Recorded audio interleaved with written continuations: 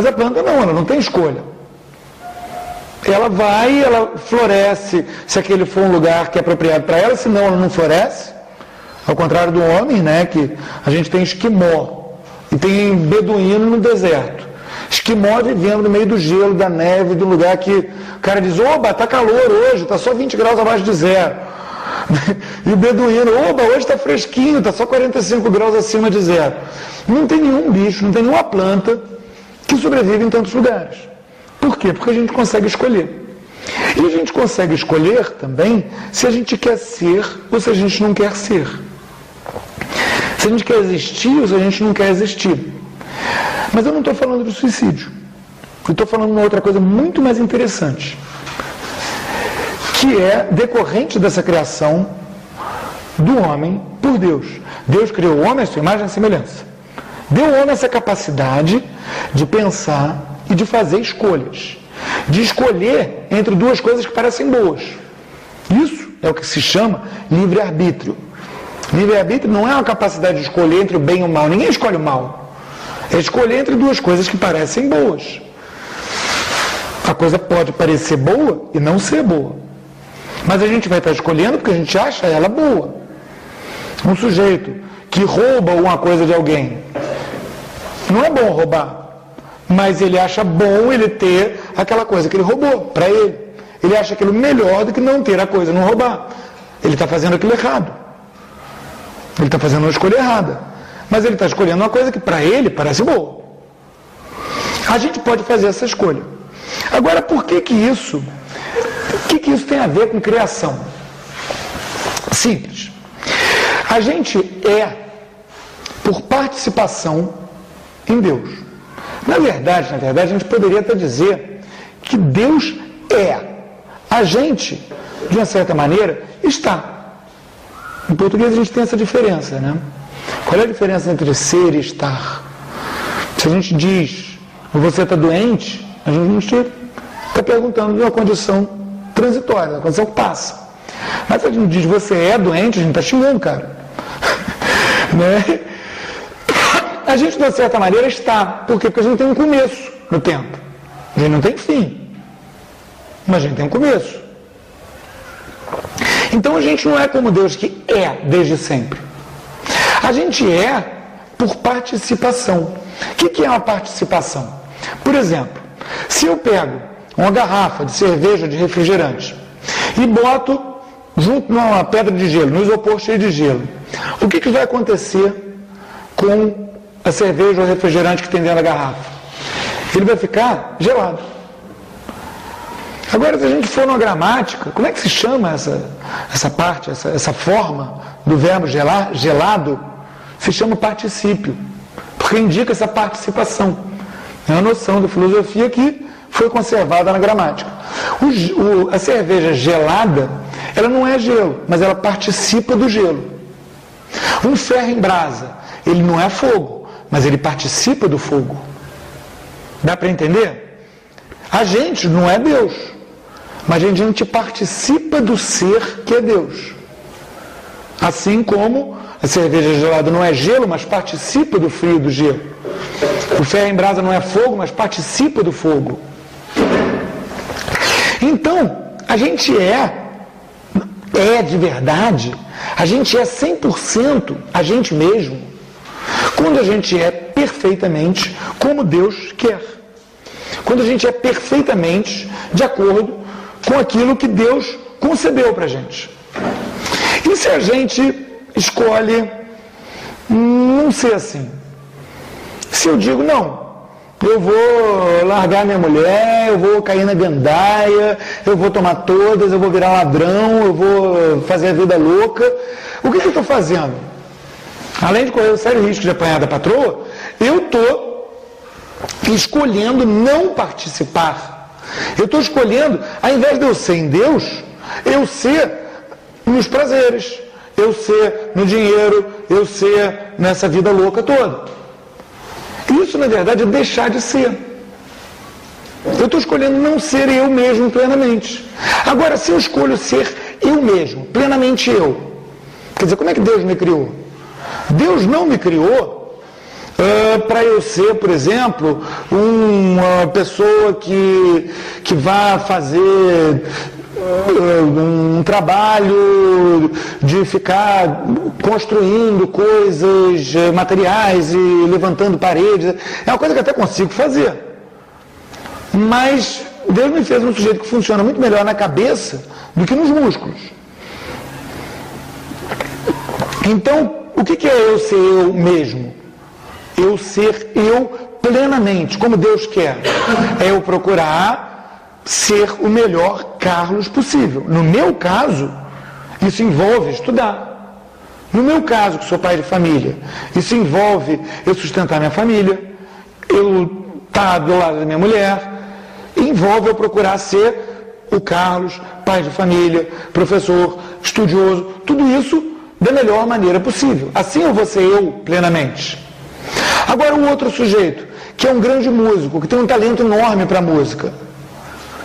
Tem um amigo meu que ele falou, eu nunca consigo ter uma relação que dure com uma moça, eu sou solteiro aos 40 anos de idade. Eu disse, claro, qualquer moça que vai casar com você, ela vai ser sua amante, porque sua mulher é a música. Ele é músico em tempo integral. Para ele, a vida dele é a música. E ele ser santo, ele só vai ser santo se ele for ser um santo músico. Se ele for largar a música para ser santo, ele não vai ser santo.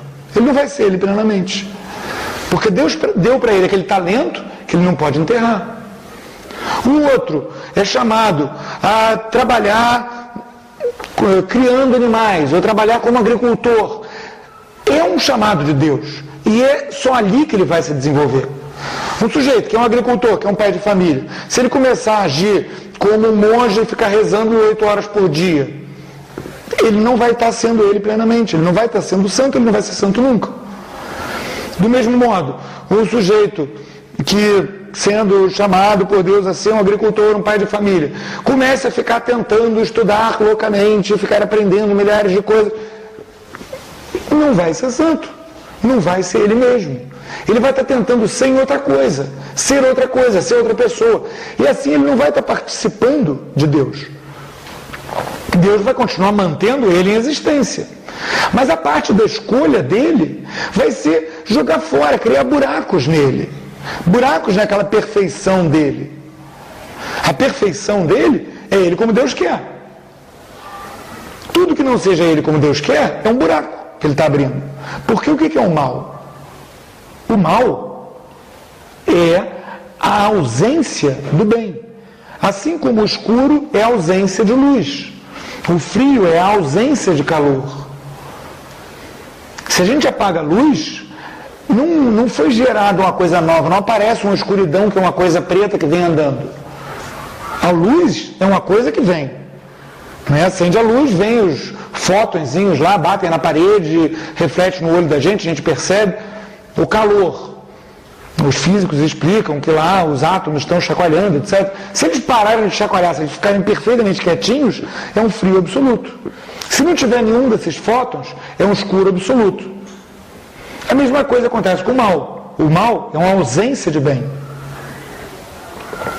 Então, é por isso que se diz que mesmo o demônio não é totalmente mal. Por quê? Porque ele existe. Se ele existe, ele não é todo uma ausência. Ele não é um buraco negro. Ele não é um antideus. Ele é simplesmente como alguém que está no escuro, é no escuro, gosta do escuro, quer apagar a luz. E na gente, é isso que significa a gente não ter essa graça de Deus. A gente não procurar se tornar uma pessoa melhor, porque o que é o santo, senão alguém que é plenamente são, plenamente saudável, plenamente ele mesmo como ele deveria ser. Se eu pego um órgão de uma outra pessoa, faço um transplante, pego o rim de alguém e boto em mim, eu vou ter que ficar tomando remédios para rejeição a vida inteira, porque aquele rim não sou eu. Não é verdade? É um pouco isso que a gente faz, a gente tenta ser outra pessoa. Eu acho lindo o trabalho da madre aqui no educandário, então eu vou botar um véu na cabeça e eu vou dizer que eu sou uma freira. Não funciona.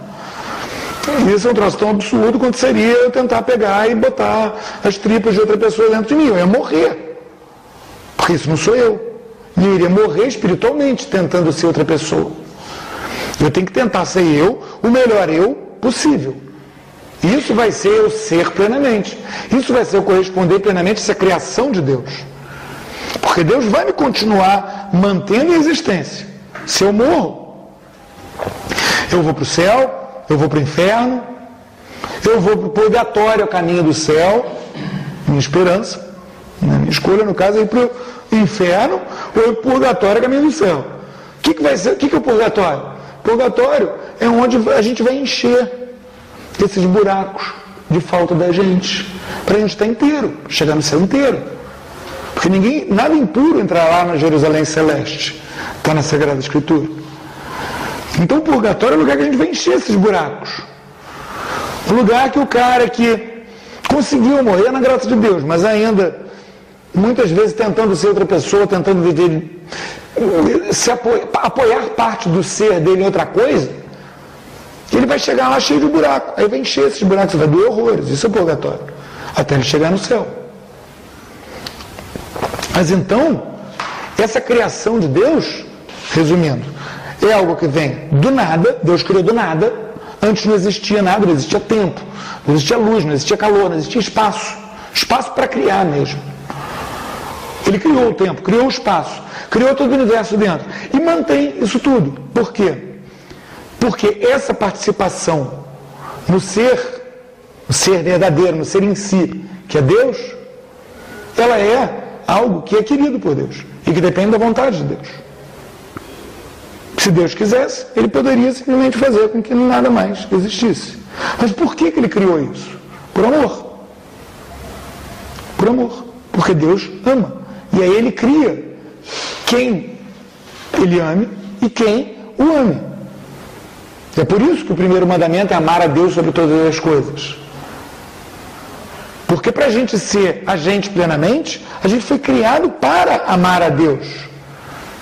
Então, se a gente não ama a Deus sobre todas as coisas, se a gente ama o dinheiro, se a gente ama a mulherada, se a gente ama o sucesso, se a gente ama qualquer besteira, no lugar de Deus, qualquer besteira, a gente ama aquilo mais do que Deus, qualquer coisa criada, a gente não está sendo aquilo plenamente, não está escolhendo ser plenamente aquilo que Deus criou.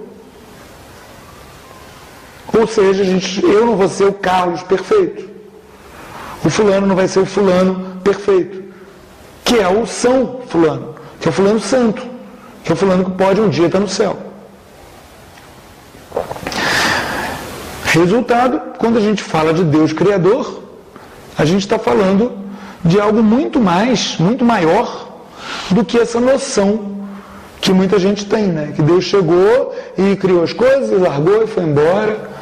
Isso é uma coisa que tem reflexo em como a gente se aperfeiçoa, como a gente se transforma, se melhora, se leva a aprimorar, a procurar ser uma pessoa melhor, como a gente vive isso tudo. Na própria questão do mal, Deus não criou o mal. O mal é o quê? O mal é um lugar que o ser inteligente escolhe não deixar Deus entrar ali. É um buraco. É um buraco na gente.